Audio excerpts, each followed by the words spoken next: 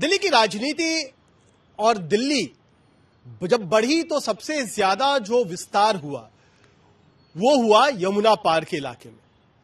यमुना के उस पार का इलाका, अगर जो लोग जब दिल्ली में पुराने रहते हैं, जो दिल्ली के पुराने बाशिंदे हैं, वो दिल्ली का हिस्सा मानते ही नहीं थे। लेकिन जब कॉमनवेल्थ खेल आया, जब विकास हुआ, जब मेट्रो दौड़ी, तो वो दिल्ली का बड़ा पॉश इलाका भी हो गया। कई सारे इलाके ऐसे बड़े बढ़े डेवलप हुए जो कि माना जाता है कि पुरानी दिल्ली के इलाकों से कहीं बेहतर आज की तारीख में है। एक ऐसा ही इलाका है, एक ऐसी ही विधानसभा है जिसके बारे में आज हम चर्चा करेंगे, जो कि राजनीतिक तौर पर बहुत मायने तो रखती ही है, लेकिन उसका स्ट्रेटेजिक लोकेशन भी बहुत महत्वपूर्ण है। मदर डेयरी का एक इंडस्ट्री उस इलाके में आया और उसने पूर्वी दिल्ली की तस्वीर को बदल दिया। जी हां, आज हम बात कर रहे हैं पटपरगंज विधानसभा सीट की। वही पटपरगंज जिसने पिछले 2 या 3 चुनावों में दिल्ली को उप मुख्यमंत्री दिया, लेकिन जिस उप मुख्यमंत्री ने पटपरगंज की सीट पर काम किया, वहां से विधायकी की, वो आगे बढ़ गए, अपनी अलग राजनीतिक जमीन तलाशने के लिए पहुंच गए।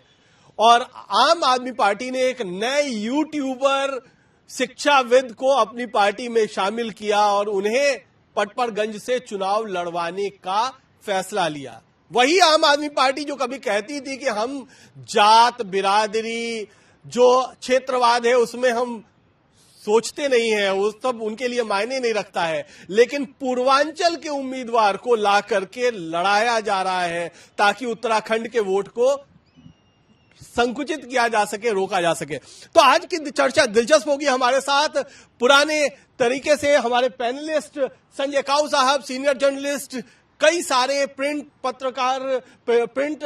अखबारों में उन्होंने अपना योगदान दिया है, कई दशकों से रहे हैं, अभी डेक्कन हेराल्ड और एशियन एज से जुड़े हुए हैं, डेक्कन क्रॉनिकल और एशियन एज से जुड़े हुए हैं। साथ ही साथ हमारे साथ हैं डॉक्टर रामेश्वर दयाल, जो कि नवभारत टाइम्स और संडे टाइम्स जैसे अखबारों में महत्वपूर्ण पदों पर रहे और उनका हमारे जितना पत्रकारिता का करियर नहीं है, उससे कहीं ज्यादा उन्होंने दिल्ली को ना तो सिर्फ समझा है बल्कि दिल्ली पर एक तरीके से रिसर्च किया है। डॉक्टर रामेश्वर दयाल को हम दिल्ली का रिसर्च दिल्ली का डॉक्टर कह सकते हैं हम, बिल्कुल। और हमारे साथ है सुमन, जिन्होंने टीवी पत्रकारिता भी की है, जिन्होंने प्रिंट पत्रकारिता भी की है और उनके पास भी लगभग 2 दशकों का तजुर्बा है। तो आज हम आकलन करेंगे पटपरगंज की सीट का, एक एक बारीकी का। शुरू करते हैं डॉक्टर रामेश्वर दयाल से। डॉक्टर रामेश्वर दयाल, आप बताएं कि पटपरगंज, आप पुरानी दिल्ली से हैं, पूर्वी दिल्ली और जो यमुना पार के इलाके हैं, जो जैसा मैंने कहा इंट्रोडक्शन में, आप लोग तो कभी मानते ही नहीं थे कि वो दिल्ली का इलाका है। वो दौर एक था और आज का दौर है कि पूर्वी दिल्ली से ही राजनीति तय हो। बिल्कुल आपने सही कहा। बहुत साल पहले एक जुमला चला करता था कि सारे दुखिया जमुना पार। तो जमुना पार को तो हम समझते नहीं थे। जमुना पार में सिर्फ एक इलाका हुआ करता था, शादरा। वो मुगल्स पीरियड का राजस्व इलाका रहा है। जो दिल्ली के अंदर 5 जो राजस्व इलाके रहे मुगल्स पीरियड के बाद, फिर अंग्रेजों काल में, तो सिर्फ शादरा लोग जानते थे। अगर लोग शादरा से अगर पुरानी दिल्ली में अगर शॉपिंग करने आ रहे हैं तो वो कहते थे भैया मैं तो शहर जा रहा हूँ, दिल्ली जा रहा हूँ। लेकिन वो शादरा को भी लोग दिल्ली नहीं मानते थे। अच्छा, दूसरा क्या हुआ कि दिल्ली अब हालात ये है कि जमुना पार जो है वो दिल्ली का एक महत्वपूर्ण इलाका, 34-40% इलाका जो है ना वो दिल्ली का वहां बसता है। सबसे पहले अपना ये लक्ष्मी नगर और शकरपुर वगैरह हुए, पुरानी दिल्ली के लालाओं ने ही सबसे पहले इस इलाके को बसाया। उसके बाद वहां पे सोसाइटीज बनना शुरू हो गई, मयूर विहार, चिल्ला, ये जब इंदिरा गांधी के टाइम के अंदर आपको पता ही है, खिचड़ीपुर और कल्याणपुरी, ये अपना ये प्रवास बस्तियां बसी। उसके बाद अनथराइज कॉलोनी बसी। वो पूरा इलाका एक बनता चला गया और इसके बाद इतना महत्वपूर्ण हो गया। और आपका कहना सही है कि इस पुरानी जमुना पार को सही मायने में रहने लायक बनाने के अंदर कांग्रेस और स्पेशली एचकेएल भगत, मिस्टर वालिया, डॉक्टर एके वालिया और शीला दीक्षित का हाथ है। इन लोगों ने 2010 के बाद और उससे पहले भी जमुना पार का इतना विकास किया कि इधर के जो लोग थे वो जलने लग गए थे। उनकी जेलेसी हो गई थी कि यार ये क्या कर रहे हो आप, सारा विकास जमुना पार में हो रहा है। खेल गांव जमुना पार में 2010 के अंदर मैंने बड़े बड़े मेट्रो प्रोजेक्ट जमुना पार में, एक प्रोजेक्ट था बहुत बड़ा जो रेलवे का आना था, मेट्रो का जुड़ा हुआ, वो बाद में आम आदमी पार्टी ने उसको खत्म कर दिया। कुणाल जी उसको जानते होंगे। तो वो अगर हो जाता तो बहुत कुछ हो जाता। अच्छा, अब बात हो गई पटपड़गंज विधानसभा सीट की। पटपड़गंज इलाका जो है वो गाँव के अंदर बहुत है, उसके अंदर गाँव भी कोई कम नहीं है। और वो गांव भी ऐसे रहे जिसको, जो बड़े मौजूद गांव थे जिनको लोग जानते थे, चिल्ला गांव वगैरह, ये जो सब गुजरों के गांव थे। अच्छा, अब चूंकि थोड़ा सा इंटरेस्टिंग बात भी करनी है तो मैं बता दूं, चिल्ला गांव जो है ना वो अवैध शराब के मामले के अंदर बड़ा मशहूर था। वहां पे कच्ची शराब बहुत बनती थी। जो वहां पे जो बांध है, बांध के उधर जो गांव, हाँ यमुना खादर का इलाका, वहां पे तो पुरानी दिल्ली के लोग जो थे ना, जो मौज मस्ती करने वाले लोग थे, शराब वराब पे, हाँ शराब नहीं, शराब के शौकीन नहीं, शराब तो एक शगल था। तो पुरानी दिल्ली लोग करे क्या, यहाँ तो पतंगबाजी करनी है, या मछली मारनी है, या बैठे हुए दारू पीनी है। तो ये 4-5 लोग 10 लोग जो ना साइकिल पे अपना चले और चल के जो ना वो पहुंच गए चिल्ला गांव। और वहां पे हम देख रहे हैं कि भट्टी के अंदर शराब बन रही है। और वहीं यमुना इतनी साफ हुआ करती थी कि मैं आपको क्या बताऊं, उसी वहीं से लोग शराब लेते थे और लोटे के अंदर यमुना का पानी डाला और पी जाते थे। तो वो पटपड़गंज है जिसकी सीमा जो है आज की तारीख में आज के नोएडा से भी लगती है। नोएडा का बिल्कुल जहां से नोएडा की शुरुआत होती है वहां पटपड़गंज की सीमा जाती है। और पटपड़गंज जो फैला हुआ है वो बिल्कुल जो नोएडा को जोड़ने वाली सड़क है उसके इर्द गिर्द पूरा फैला हुआ है। आप किसी समय में संजय जी उसी इलाके में रहते थे। ये जो डेवलपमेंट है पटपड़गंज का और पॉलिटिक्स है, आज की तारीख में हम थोड़ी पॉलिटिक्स पे भी आ जाए। ये पॉलिटिक्स जो मनीष सिसोदिया निकल करके गए और अवध जो ओझा हैं वो यहां पर चुनाव लड़ने आए, इसके पीछे आपको क्या लगता है, ये क्यों हुआ ऐसा, ये बदलाव की जरूरत क्या थी? मैं थोड़ा सा क्विक रैप देना चाहता हूं जो डॉक्टर साहब ने बोला एचकेएल भगत जी के बारे में। वो ये है कि अगर जमुना पार आज है तो it's because of एचकेएल Bhagat ji. और एचकेएल भगत जी जो है दिल्ली के बहुत बड़े नेता रहे हैं, जो कि आईएनबी मिनिस्टर भी रहे, और उनको रिप्लेस किया शीला दीक्षित जी ने, राइट। जो पटपड़गंज है, पटपड़गंज एक मिडिल क्लास और लोअर मिडिल क्लास का एस्पिरेशनल कॉलोनी है। पटपड़गंज, मयूर विहार, जो ये फ्लैट्स बने हैं, इसको हम लोग अपने जो है हम लोग मैं साकेत में रहता था जब ये तब बोलते थे कि अगर किसी को यमुना पार में कोई बुलाता था खाना खाने के तो कहते थे तड़ी पार जाना है, तो हम लोग अवॉइड करते थे जाना। मैं टाइम्स ऑफ इंडिया में काम करता था तो हम लोग जाते थे क्योंकि आईटीओ ब्रिज पे इतना वो जाम लग जाता था, कहने की बात नहीं है। अब इस बार जो चुनाव जो है जमुना, ये जो पटपड़गंज का है, क्योंकि इसमें मिडिल क्लास की हम एक जो दिल्ली का जो मिडिल क्लास है वो पटपड़गंज और मयूर विहार से रिलेट करता है। और वही कल्चर जो मिडिल क्लास जो है वो दिल्ली का एक जो है ओवरऑल अगर आप प्रोफाइल देखें वही एक दिल्ली वासी है। इसमें बिहार के भी लोग हैं, उत्तराखंड के भी लोग हैं, क्या कहते हैं कलकत्ता से भी आए हुए लोग हैं, पंजाबीज भी हैं, सब लोग का मिक्स, सब साउथ इंडियंस भी हैं। जो नेगी जी जो हैं, जो बीजेपी के कैंडिडेट हैं, नेगी जी जो हैं, उन्होंने जब पिछली बार इलेक्शन लड़ा तो मनीष सिसोदिया जी के पसीने छुड़वा दिए। मात्र 2-3 हजार से मनीष सिसोदिया जी ये सीट जीते। ये वही मनीष सिसोदिया जी हैं जो कि फाउंडर ऑफ आम आदमी पार्टी हैं, जो डिप्टी चीफ मिनिस्टर है आम आदमी ये दिल्ली सरकार में रहे हैं, जो नंबर 2 हैं केजरीवाल जी के, और जिनके पास 17-18 डिपार्टमेंट थे। केजरीवाल जी के पास एक भी डिपार्टमेंट नहीं था, सारे काम मनीष सिसोदिया जी करते थे। ये वही मनीष सिसोदिया जी हैं जो शराब घोटाले के चक्कर में अंदर 15, 16, 17 महीने अंदर रहे। मनीष सिसोदिया नहीं, अवध ओझा क्यों, ये जो सवाल है, ये क्या आपको इसका जवाब है? क्योंकि इसका तो कोई कहीं ना कहीं सियासी जवाब होगा। बिल्कुल बिल्कुल। एक तो इसका मनीष सिसोदिया जी ने जो अपने आप को प्रोजेक्ट किया है वो एजुकेशन के फील्ड में, उन्होंने कहा कि वो रेवोल्यूशन लाए हैं। और जो एक चीज तो सही बात माननी पड़ेगी आपको, जो एजुकेशन का बजट और हेल्थ बजट जो दिल्ली सरकार ने जो 4-5 गुना बढ़ा दिया, वो बहुत ऐतिहासिक चीज डिसीजन था। और कुछ मॉडल स्कूल्स जो उन्होंने खड़े किए, पटपटगंज में भी जो किए हैं, वो देखने लायक हैं। ऐसा नहीं है कि बिल्कुल काम नहीं हुआ है, ये बिल्कुल सरासर गलत होगा। कुछ स्कूल्स उन्होंने बहुत अच्छे डेवलप किए हैं जो कि देखने लायक हैं, जो कि एक रोल मॉडल की तरह आप दिखा सकते हैं। वो सरकारी स्कूल लगेगा ही नहीं आपको सरकारी स्कूल है।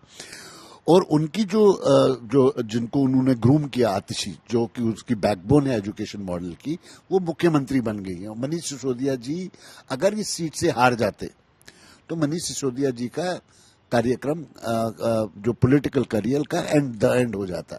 तो उन्होंने बड़े सोच समझ के, क्योंकि एजुकेशन से जुड़े हुए Awadh Ojha ji middle class aspirations को के साथ जुड़े हुए, क्योंकि मिडिल क्लास की एस्पिरेशन क्या होता है, आईएएस बनूं, डॉक्टर बनूं, इंजीनियर बनूं, उससे जुड़े हुए अवध ओझा जी, उनको लाके पहले आपने इंट्रोड्यूस कराया, उनको ज्वाइन कराया, और फिर चुपके से जब लिस्ट निकलती है मनीष सिसोदिया जी का पता लगता है कि ये तो जंगपुरा से लड़ रहे हैं और अवध ओझा जी वहां से लड़ रहे हैं। तो ये बात है।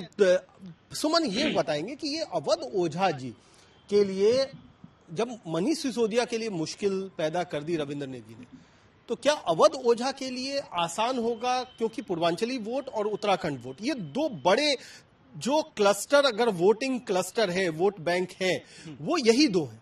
तो ये क्या ये सीधा सीधा बनाम पूर्वांचली बनाम उत्तराखंडी होगा, या फिर कुछ और बोला जा रहा है ये चुनाव? देखिए, बिल्कुल सही सटीक जगह पे आप पहुंच गए। और एक बात मैं शुरुआत करने से पहले मैं बता दूं कि आम आदमी पार्टी के जो कन्वीनर हैं, इस बार से नहीं, इस बार पिछले विधानसभा की बात कीजिए, जब टिकट बंटवारे हो रहे थे तो इंटरनल बात है। हाँ, तो यही तो है इस कार्यक्रम की खासियत, यही तो मंच है कि आपको इंटरनल बात बतानी पड़ेगी। बात इंटरनल है कि जब वो रिपोर्ट आई थी सेंट्रल गवर्नमेंट की एजेंसी की जी, तो हमने किसी से डिस्कस की, उनके जो नंबर 2, नंबर 3 और तमाम सारे जो है डिस्कस की, तो हमने बताया कि भाई आपके इतने विधायक जो हैं वो निपट जाएंगे, क्योंकि इनके जो रिकॉर्ड हैं बहुत बुरी तरह से बर्बाद हो जाएंगे। तो 18 या 22 के आसपास मैंने बताया था कि ये रिकॉर्ड हैं, उनको निपटा दीजिए। फिर जब चयन की प्रक्रिया की शुरुआत हुई तो उस वक्त ये कहा गया कि भैया 18-22 नहीं, हम 30 के आसपास निपटाएंगे, हटाएंगे। और 30 से ज्यादा कैंडिडेट को पिछली बार भी उन्होंने विधानसभा से हटा दिया। उस वक्त जो अभी जिस चरित्र, चेहरा और तमाम सारी चीजें जो बातचीत कर रहे थे, वहां कहा गया कि विनेबिलिटी मैटर करता है। पार्टी के पास फंड है नहीं है कोई मैटर नहीं करता है। पार्टी पहले तो फंड के लिए बहुत सारी चीजें थी, अब तो इस बार स्थिति ज्यादा खराब हो गई। हाँ, इस बार स्थिति ज्यादा खराब हुई है। क्राउड फंडिंग शुरू हुई और अब क्राउड फंडिंग में भी कोई फंड देने को तैयार नहीं है आम आदमी पार्टी को, तमाम सारी गड़बड़ियां हुई है। तो कुणाल, यहाँ जो परेशानी है वो परेशानी है कि आप काम करते भी हैं, लेकिन जब समीकरण की बात आती है तो वहां पूर्वांचल, उत्तराखंडी आपके पूरे समीकरण को बिगाड़ देते हैं। लेकिन उसमें एक और है, 11% गुर्जर भी है, और अनिल चौधरी जो कि कांग्रेस के कैंडिडेट है, अब हम लोग पहले 2008 में वहां से विधायक रह चुके हैं, और गांव का इलाका है, उन गांव पे उसकी पकड़ है। तो अब हम आ रहे हैं उसी पे भाई। कहानी इसमें ये है कि अभी तक तो कहानी ये थी कि भाई सिर्फ मनीष जी चल रहे हैं। मनीष जी ने काम भी हजारों करोड़ का वहां कर दिया। बावजूद इसके जो काम हुए थे, जो सर अभी बात कर रहे थे कि भाई मिडिल क्लास की आत्मा वहां जाके बसती है, क्योंकि वो पांडव नगर हो या फिर वो इधर तमाम सारे लक्ष्मी नगर हो, मयूर फेज 1 फेज 2 का इलाका हो, तमाम सारे इलाके में उन्होंने बहुत शानदार काम किया। उसके अलावा तो और भी कई सारे इलाके हैं। और उत्तराखंडी के इलाके मुसलमान तो हम सिर्फ 6-7-8% 5% के आसपास 5% की बात करते हैं। उत्तराखंडी के बारे में यह कहा जाता है लगभग 35,000 से 48,000 के आसपास उनके वोट हैं, और वो वोट बीजेपी को जाती है। और नेगी जी के बारे में यह कहा जाता है कि दिल्ली में अगर संघ के सबसे बड़े चिंतक के तौर पे या काम करने वाले के, वो नेगी जी हैं। उन्होंने एक एक वोट को, और उसी वक्त सीएए का मसला उठाई, याद कीजिए। मैंने यहाँ अरविंद केजरीवाल मौन हो जाते हैं। आज भी मुसलमानों की हम चर्चा कर रहे थे, उस बात चर्चा कि यही पार्टी जो है जब मुसलमान के मसले पे आके शांत हो जाती थी, केंद्र सरकार के साथ नजर आती थी, तो वहां एक रात में 2.5 लाख पर्चे बांट दिए जाते हैं मनीष सिसोदिया के खिलाफ, और पूरा जो पूर्वांचल और उत्तरांचल वो पलट जाता है। यहाँ इनको वैद साहब को लाने के पीछे क्या कहानी है? पूर्वांचल वाला। अच्छा, एक बताइए क्या कि पूर्वांचल कितना वोटर है? अगर उत्तराखंडी आप 40-45 हजार कह रहे हैं, तो पूर्वांचल के कितने वोटर हैं? तकरीबन 38 से 40 हजार वो भी वोटर हैं। तो ये जो देखिए, आप तो डॉक्टर साहब आप समझते हैं दिल्ली की राजनीति, ये दिल्ली की राजनीति में ये जो शिफ्टेड पॉपुलेशन का बोलबाला बढ़ा है। पहले दिल्ली जो कही जाती थी कि पॉलिटिक्स बनिया पंजाबी इसके इर्द गिर्द होता था, अब बात जो हो रही है खासतौर पर ये पटपरगंज एक टेस्ट केस है कि जहां पर हम बात बनिया पंजाबी की नहीं कर रहे हैं, हम बात कर रहे हैं पूर्वांचल उत्तराखंड की। ये किस तरीके से ये राजनीति में परिवर्तन है? नहीं, ये तो लिटमस टेस्ट है, मेरा मानना ही है। ये जो पटपड़गंज है ये है, लेकिन मैं आप बड़ी विनम्रता के साथ एक बात कहना चाहता हूं कि दिल्ली के अंदर जो जातीय समीकरण है ना, वो प्रायोरिटी पे नहीं है, प्राथमिकता के आधार पे नहीं है। मैं आपको एग्जांपल देता हूं। साहब सिंह वर्मा 1993 में कहां से जीते? शालीमार बाग से। साहब सिंह वर्मा जी जाट थे। शालीमार बाग इलाका वो कौन सा था? वो बनिए और पंजाबियों का था। प्रवीण कुमार जिनकी हम बात करें, जंगपुरा, वो उड़ीसा का बंदा रहने वाला है, वो जीता वहां से। तो जातीय समीकरण जो ना वो प्रायोरिटी पे नहीं है, लेकिन वो आखिरी वक्त के ऊपर डेंट मारते हैं, ये पक्का है। ये आखिरी वक्त पे देखिए कि आदमी कहता नहीं यार बंदा तो अपना ही है ना, बंदा तो अपना। अभी ओझा साहब आ गए। अरे भैया 2013 और 2015 का दौर थोड़ी है कि आप जो भी लाओगे और वो जीत जाएगा। ओझा साहब सर, रामेश्वर सर क्षमा कीजिएगा, इसलिए अभी पूर्वांचल की बात करते हैं। पूर्वांचल में सबसे दुर्दशा अगर कही है तो आम आदमी पार्टी में है। अच्छा, उस मंत्री को जिसके पास गोपाल राय को आप स्टेट कन्वीनर बना रखे हैं, उसको एक शब्द कभी आप बोलने देते हैं? आप उठा के देख लीजिए, मंत्रालय कौन सा दे रखे हैं? चंदू मंदू टन्नू टाइप का, जो एनवायरमेंट आपको पर्यावरण। जितने बैठक होती थी आज से पहले, जब अरविंद केजरीवाल दिल्ली के सीएम करते थे, एक शब्द मुंह से उस बंदे का निकलता नहीं था। मुझे पता इंटरनल चर्चा कर रहे तो ये जो बात है, पूर्वांचल की दुर्दशा जो है सबसे ज्यादा ही है।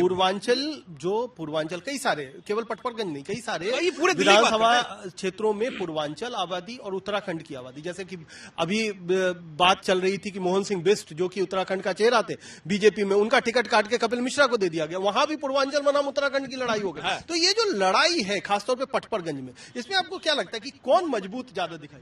देखिए, अगर आप मजबूती की बात करते हैं तो अनिल जो लड़का लड़ रहा है वो डूसू के अंदर रहा है, एनएसयूए का में उसने काम किया है, और वो 2008 के अंदर वो एमएलए भी रहा है। स्पोर्ट्स क्रिकेट का बहुत अच्छा प्लेयर है और उसका नाम भी रहा है, वो काउंसलर भी रहा है, उसका भी एक अलग जलवा है। लेकिन जो बीजेपी के जो उम्मीदवार है वो बहुत वहां पे सॉलिड है, बहुत मजबूत है। अगर वो पूर्वांचल वाला, मैं आपको एक बात और भी बताना चाहता हूँ, पूर्वांचल का जो लोग हैं पूर्वांचल या उत्तराखंड के, वो दिल्ली के अंदर वाकई में ही डिसीजन मेकर हैं, वो निर्णायक होते हैं। अगर बात ये आ जाती है कि भाई हमें अपने बंदे को वोट देना है, तो फिर तो ये एक तरफा वोट मारते हैं, ये इनकी विशेषता है। अगर वहां पे ये खेल हो गया तो सीधी सी बात है, मुझे नंबर 1 पे जो नजर आते हैं वो बीजेपी के अपने नेगी जी हैं। और ओझा जी को तो देखिए, मैं ओझा जी से कोई मेरी निजी दुश्मनी नहीं है, वो शिक्षाविद है, मैं भी शिक्षाविद रहा हूं, मैंने भी डॉक्टरेट की है, मैं भी डॉक्टर हूं, पढ़ा लिखा है। लेकिन वो शिक्षाविद है तो अपना पढ़ाई लिखाई करने कहां से आ गए? अरे भैया, ये अब दिल्ली है, ये 2025 की दिल्ली है, 2015 की थोड़ी है कि जिसको लाया उसको जिता दिया, घोड़े गधे आ गए, जीत गए। अब उनके लिए मुश्किलात। सहमत है क्या इस बात से? मैं वही तो कह रहा हूँ, कुणाल, इस बार समीकरण बहुत चेंजेस हो चुके हैं और उस समीकरण में कैसे बदले हैं। किरारी साहब जो सबसे अच्छा लड़का था, उसको आपने टिकट काट दिया। बुरारी में आप जान रहे हैं, बुरारी में विधानसभा लोकसभा में उनकी क्या दुर्गति हो गई थी। वहीं से तिवारी जी वहां जीते हैं, मनीष तिवारी जो जिनकी जीत हुई है वो वहीं से जीते हैं, मनोज तिवारी। तो आप पूर्वांचल और उत्तरांचल को, सर ने कहा पूर्वांचल और उत्तरांचल को जब तक आप पूरी पार्टी समीकरण में देख लीजिए, आम आदमी पार्टी ने क्या मजाक बनाया। उत्तराखंड के कौन बड़े नेता आपको नजर आ रहे हैं? कोई बता दीजिए कोई, क्या उनके उसमें है संगठन में जिनको जगह दी गई है? सिर्फ और सिर्फ आप चेहरे के तौर पे सामने रखते हैं। मंत्री की औकात नहीं कि एक शब्द बोल सके, उनके विधायक की इतनी औकात नहीं कि वो सदन में जाकर कुछ कह सके। जो वहां से कहा जाता, दुर्गेश पाठक की हम चर्चा कर लेते हैं, इसलिए सर समीकरण की बात करते हैं। उनको वहां जाकर खड़ा किया गया, भाई पूरे कोऑर्डिनेट करने के लिए एमसीडी की जिम्मेदारी दी गई। आज एमसीडी की दुर्दशा कितनी है। तो ये सारी चीजें हैं। लेकिन पटपरगंज एक पढ़ा लिखा इलाका भी है, वहां पर कई सारे जो हैं वो ग्रुप हाउसिंग सोसाइटीज हैं और बहुत पुरानी ग्रुप हाउसिंग सोसाइटीज हैं। तो क्या लगता है क्या कि गांव डिसाइड करेगा और दलित पॉपुलेशन भी, क्योंकि अगल बगल बहुत सारे तिलोकपुरी, कोंडली जैसे इलाके सटे हुए हैं, तो इसलिए वहां पर 20% लगभग 16-17% करीब दलित पॉपुलेशन भी है। दलित और गुर्जर 11%। तो क्या ये जो 27, 28, 30% है वो क्या उत्तराखंड और पूर्वांचल फैक्टर पर भारी पड़ सकता है? जी, मेरा मानना ये है कि जहां पे एक कैप्टन ही शिप को छोड़ के भाग जाए, वहां पे आप पहले ही रन आउट हो गए हैं। बहुत सही बात। और दूसरा चीज जो कि बहुत, अगर अनिल जी ने बैटिंग अच्छी कर ली तो नेगी जी ये आराम से सीट निकाल देंगे।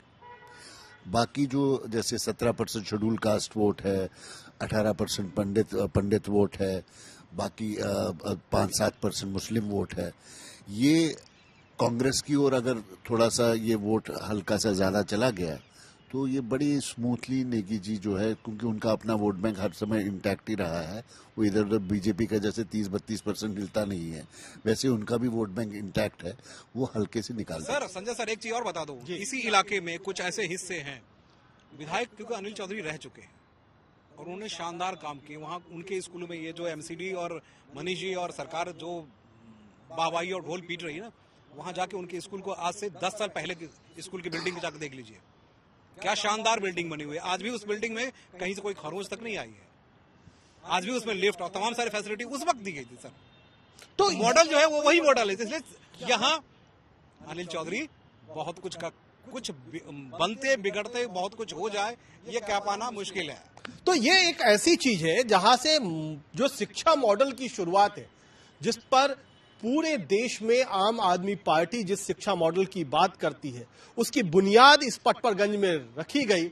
लेकिन बुनियाद जब इमारत बनकर के खड़ी हुई तो जो इमारत बनाने के जो सबसे मुख्य पुरोधा थे वो वहां से निकल करके किसी और इलाके में चले गए। राजनीतिक मजबूरियां हो सकती हैं, लेकिन जब मजबूरियां आती हैं तो पब्लिक भी भांप लेती है कि कौन मजबूत है कौन कमजोर है। ऐसे में शिक्षाविद के नाम पर लाया गया चेहरा, और वो चेहरा जो पूर्वांचल से जोड़ता है खुद को, क्या वो वोट से भी कनेक्ट हो पाएगा, या फिर वो जो कनेक्शन आज से पहले नहीं था उसको अंतिम समय में लाना उस क्षेत्र के लिए, आम आदमी पार्टी के लिए मुश्किल होगा। लोकल कैंडिडेट्स पर लोग अपना भरोसा दिखाएंगे। ये सब कुछ तय करेगा कि पटपरगंज का नतीजा किस तरह से आता है। अगर बात निकली है तो बात यही है कि पिछली बार जिन सीटों पर पोलराइजेशन सबसे ज्यादा हुआ था उनमें भी पटपरगंज की सीट थी, और पटपरगंज की सीट में पोलराइजेशन उस समय सीएएनआरसी के बदौलत हुआ था। क्या इस बार भी वो पोलराइजेशन वाला जो काम है वो नजर आएगा? अगर आता है तो भी उसका नतीजा पर बहुत सारा असर दिखेगा। तो ये तमाम चीजें फैक्टर हैं जो कि पटपरगंज में काम आएंगी, और ये भी देखना होगा कि क्या मनीष सिसोदिया या अनिल चौधरी जो पुराने विधायक रहे हैं उनके काम को याद करके पब्लिक वोट देती है, या फिर कुछ नया समीकरण तलाशती है। आज के लिए इतना ही, बहुत बहुत धन्यवाद।